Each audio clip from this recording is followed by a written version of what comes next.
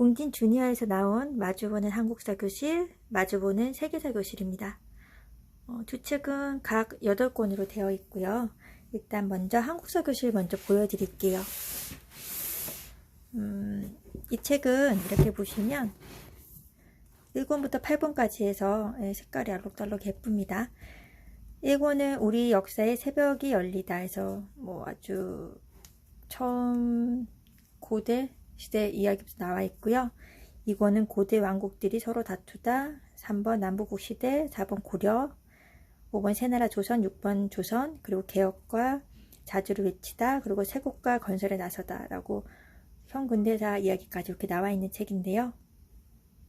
조선시대가 사료가 가장 많은 만큼 이렇게 2권으로 되어 있어요. 이 책의 구성을 고려시대로 보여드릴까요?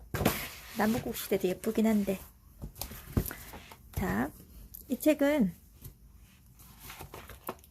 책 두께는 200페이지가 조금 넘어요. 그렇게 얇은 건 아니지만 재미있고요. 제가 이 책이 가장 마음에 드는 점은 박물관에서 도스트를 받는 게 따로 필요가 없는 책이라는 거. 그게 가장 마음에 들어요. 역사책을 많이 읽고 있어도 박물관에서 실제로 유물들하고 연계를 해서 보거나 이런 건 어렵잖아요. 박물관 도스트를 하거나 아니면은 여러 가지 역사 수업, 그룹 수업 같은 거 모여가지고 많이 하는데요.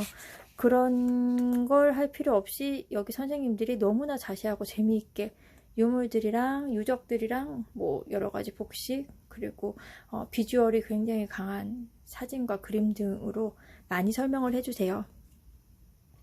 그리고 각 장별로 이렇게 소제목이 있고 마지막에 클릭이라고 해서 조금 더 사이드로 알려주고 싶은 내용들, 마지막 그렇구나 해서 좀 잡다한 잡박식들을 조금 더 알려주는 그런 내용들이 있어요. 이렇게 사진이 너무 예쁩니다. 그리고 각 책마다 사파가가 다 달라서 보는 재미가 또 솔솔해요.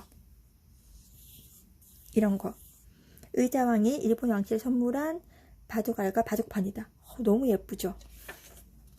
그리고 이렇게 궁남지에서 잔치를 즐기는 의자왕이다. 백제별궁 영모신 궁남지는 백제 때 별궁과 함께 3만 평에 이르는 큰 구매였을 것으로 짐작한다. 실사와 그 애니메이션의 만남이라고 해야 될까요? 이렇게 각 장군들의 모습들, 지도, 그림, 설명들이 쭉 나와 있어요.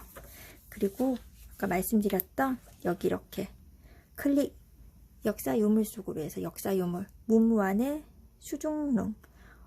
이게 문무왕은 죽어서 나라를 지키겠다는 의지가 담긴 물속에 잠긴 이렇게 무덤, 이런 이야기들이 있고요. 왕들이 자신의 바람을 담아 무덤을 만들었어요. 그래서 우리나라 무덤뿐만 아니라 이집트나 아니면 중국 진시황, 일본, 그리고 타지말 이런 것들까지 여러 가지 능 같은 거 나와 있고요. 유물들 쫙 보이시죠? 여기 밑에 보면 국립중앙박물관 소장, 어디 소장인지도 다 나와 있어요. 우리 국립중앙박물관 가면 유물들 볼 때 도슨트 설명 듣지 않으면 정말 말 그대로 아이랑 그냥 쓱 보고 나오게 되는데, 이 책을 가지고 가거나, 왜냐하면 국립중앙박물관이 역사 순으로 이렇게 주물들이 전시되어 있잖아요. 가지고 가서 이거 같이 읽으면서 공부하면 도슨 선생님 수업하는 거랑 똑같은 거 될 수 있는 거죠. 그리고 여기 고려시대 통일 그런 이야기들도 이렇게 나와 있고요.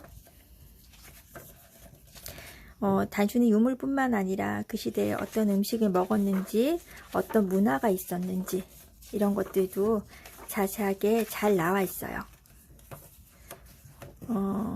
이런 유물들 보이시나? 이렇게 여기 어디 소장되어 있는 삼성미술관, 국립중앙박물관 소장 이런 것들 쭉 잘 나와 있고요. 이 책의 뒤편에 보시면 이렇게 인쇄 역사 연표가 나와요. 그러면은 그 시대별로 뭐가 중요했었는지가 나오는데요. 여기도 이렇게 보시면 발해와 일본의 외교 교류 역사랑 같이 연표들 쭉 나와 있고요. 정리되어서. 그리고 마지막에 이렇게 인덱스 부분, 찾아보기 부분 있는 것도 아주 마음에 듭니다. 우리 같은 경우에 근대사가 저는 되게 어려웠었는데요. 사실 지금도 근대사 너무 어려워요. 근대사가 왜 어려운지 선생님이 여기 보시면 아주 어려워하지 말라고 토닥토닥하고 시작해 주시거든요. 선생님, 현대사는 너무 재미없어요. 현근대사 너무 재미없죠. 사람이나 단체가 너무 많이 나와 어렵고 외우기 힘들어요. 현대사 관련 선생님이 너희 또래들에게 가장 많이 듣는 이야기란다. 현대사가 왜 재미없고 어려울까? 우선 현대사가 너희들에게 익숙하지 않기 때문일 거야. 삼국시대나 고려 조선시대 역사는 교과 자세히 배우지만 현대사는 시험에 잘 나오지 않기 때문에 선생님이 소홀히 하고 너희도 관심 가지지 못한 것 같아. 그래서 현대사와 우리와 관련 없는 낡은 걸 생각하는 것이 현대사가 재미없는 이유일 거지. 블라블라블라. 사실 현대사는 좀 역사적인 고증이 계속 바뀌지 않나요? 평가가? 네, 저 어릴 때 배웠던 거랑 지금 배우는 게 또 다른 것 같아요. 그래서 어쨌건 현대사를 최대한 뭐랄까 객관적인 시각으로 적기 위해서 나와 있는 책들이에요. 이렇게. 그리고 마주보는 한국사 교실의 아주 큰 백미라고 할 수 있죠. 짠! 한국사 교실 전8권이라고 해서 이렇게 지도로 배운 우리 역사랑 펼치면 한눈에 보는 연표 이렇게 나와 있고요. 우리 역사 속 여행이라고 해서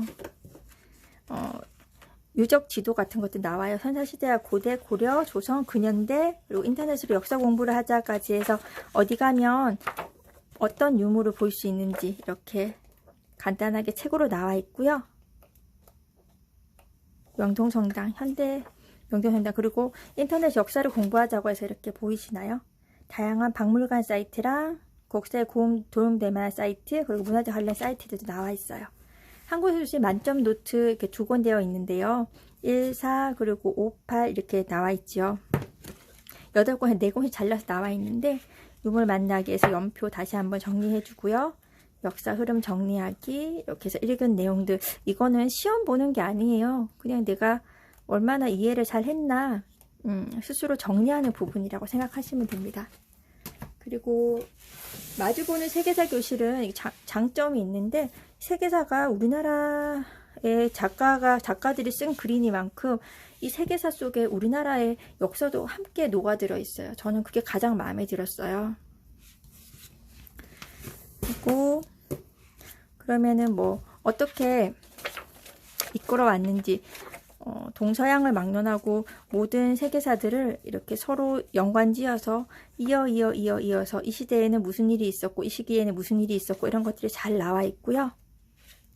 그리고 중간중간에 그림 같은 것들도 너무 잘 나와 있어서 마치 세계 여행을 간 것 같은 느낌으로 책을 볼 수가 있는 장점이 있어요. 이 책의 장점은 끊임없이 나와 있는 실사 사진과 그리고 사파들이라고 할 수 있는 거죠. 이렇게 쭉쭉쭉쭉 나와 있고, 고대 문명 꽃을 피우다 이런 책들도 마찬가지고요.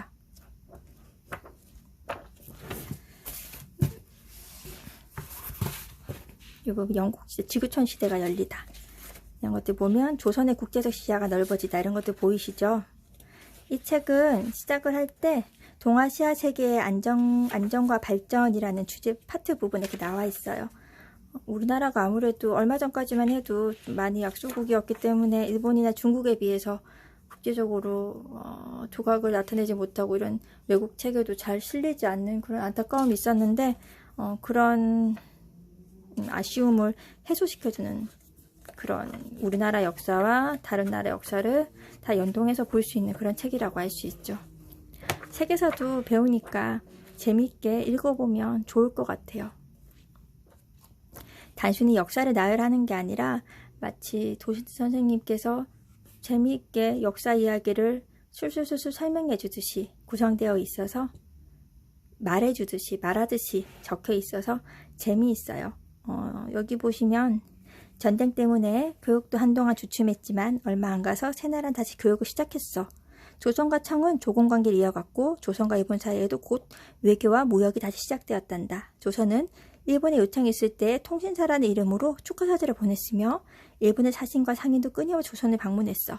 1678년에는 부산에 500여 명 규모의 일본인 마을을 두기도 했지.